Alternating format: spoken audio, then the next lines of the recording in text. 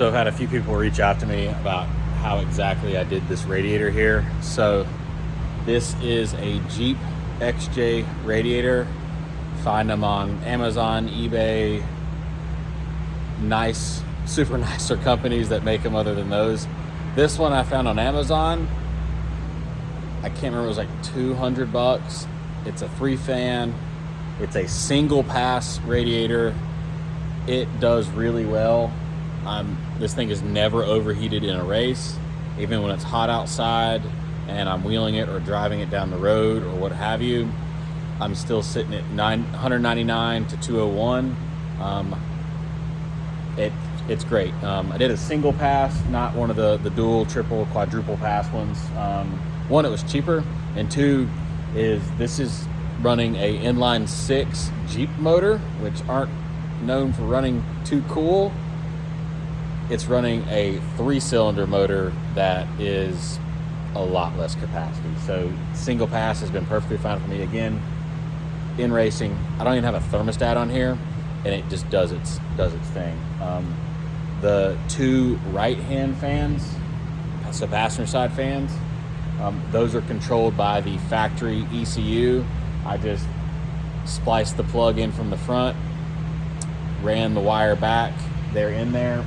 The one single one behind the driver's side here, that one is on a switch with my Switch Pro. I don't have to use it, but when I get up to the starting line, I just turn the fan on, just so it's running all the time. I'll explain why I use that one and my thinking process behind it. But yeah, it's just a fan. And then the other 2 are doing their thing with the ECU. The ECU controls them. They go on and off like normal. Didn't have to upgrade fuses or anything. I literally tied straight into it. They do good. They are, I don't think they're brushless. I think they're just normal ass fans. Again, the whole setup was 200 bucks. So here's what I did. So first thing is, you'll notice my fill is right here. I have the radiator turned backwards than normal. I took the fan. The fan used to live on this side of the radiator. I took it off and bolted it to this side. And by bolted, I mean loosely bolted it. It bolts there perfectly, or that's works. Just have to drill new holes. And then the bottom had to make a little bracket there to like mount it on the back. The reason I did that was one of my fill on the inside of the hoop that I made, so it's protected in case we roll this thing. I didn't like it sitting off the back side over here. I guess you could, but just one thing I did was swap the fan to the other side just so the fill could be on that side. And now the reason you probably are watching this video is how did I plumb it?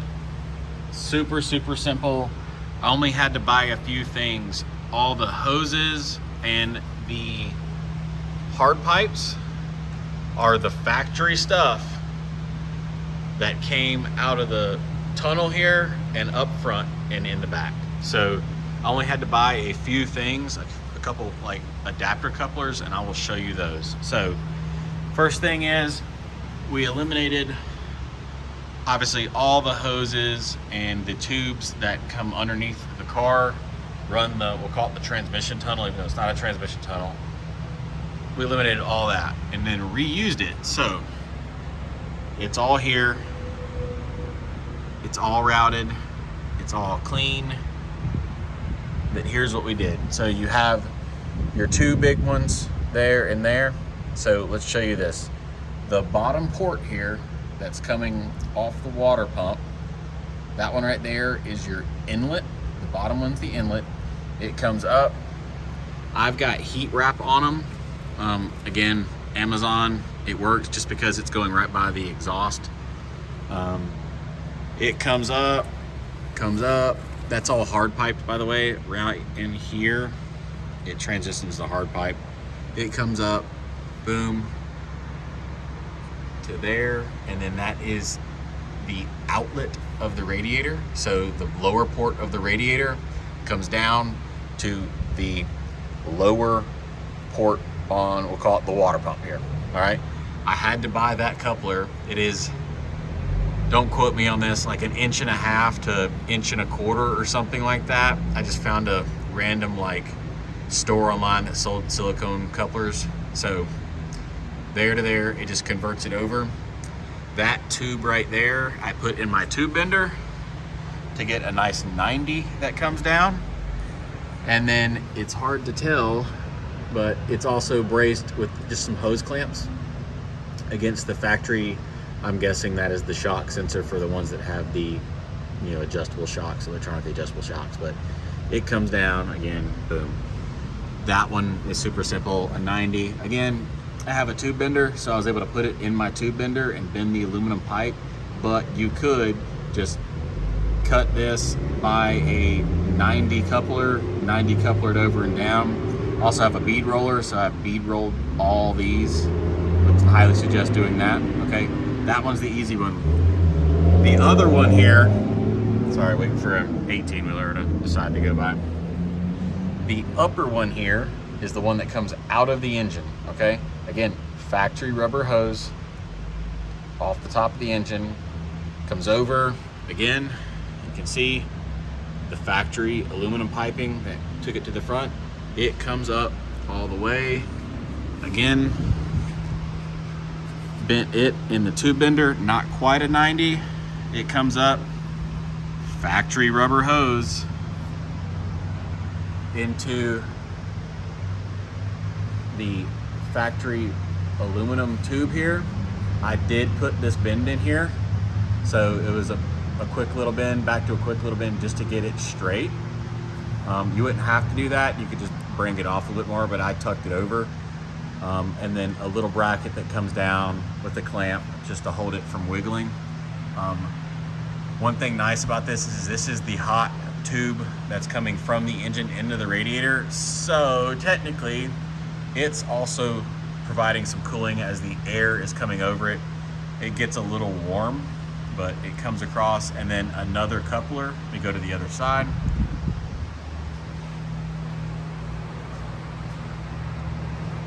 Another coupler from a random company online, whatever size that is, over to the 1.25 inch, I believe is what it is. There you go. So we could have just cut this coupler down more. This coupler was really long. I could have cut more down and then just ran this tube straight, but I was worried about getting too close here.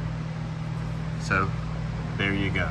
Now, as far as, let me hop up on the tire here. As far as how you run off of that to under here. There we go. Boom. As far as how you run that over here.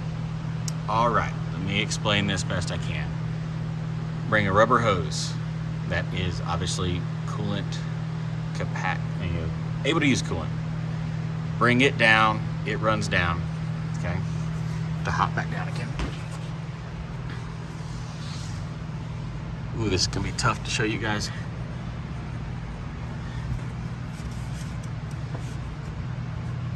So, I can't do it without taking stuff off.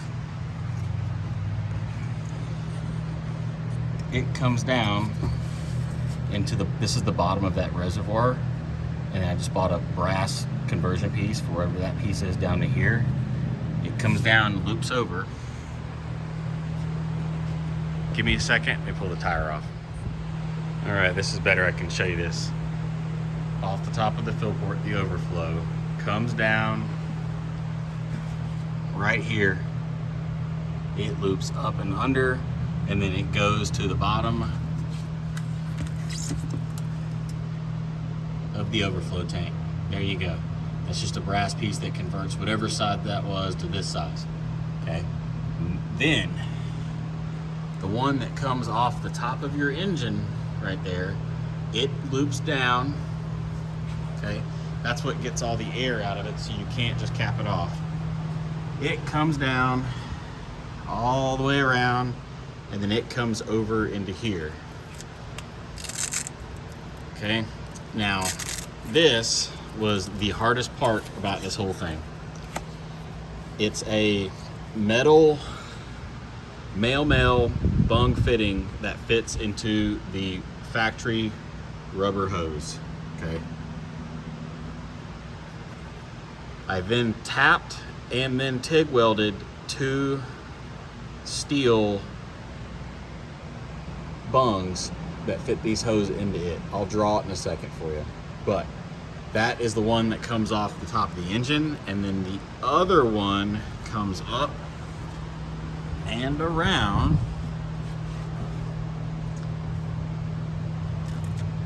and it goes over to the turbo.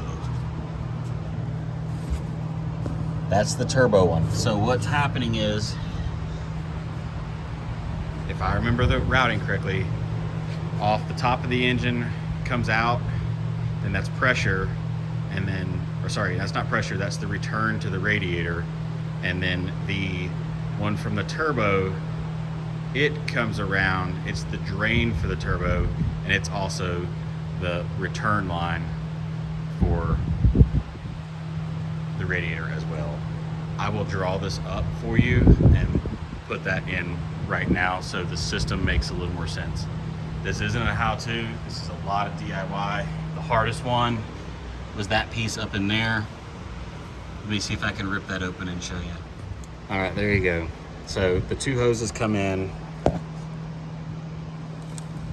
and it's a barbed fitting, welded, if that makes sense. I'll draw it again, like I said, but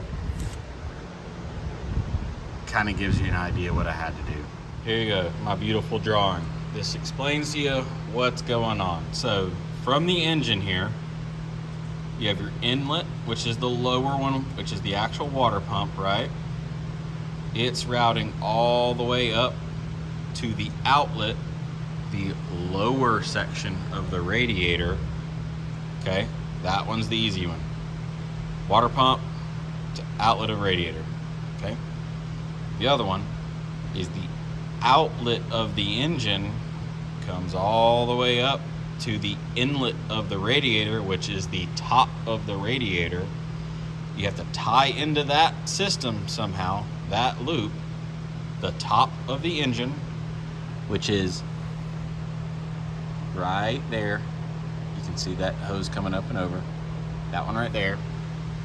You have to tie in the outlet, little small bleeder outlet off the top of the engine, and the outlet of the turbo of that one, okay? Cool. Then off right up here where the fill is, that hose has to come all the way around into that conversion bung of the factory overflow pressure tank, okay? The pressure tank is no longer a pressure tank in this system. It's just an overflow tank from now on, okay? Now,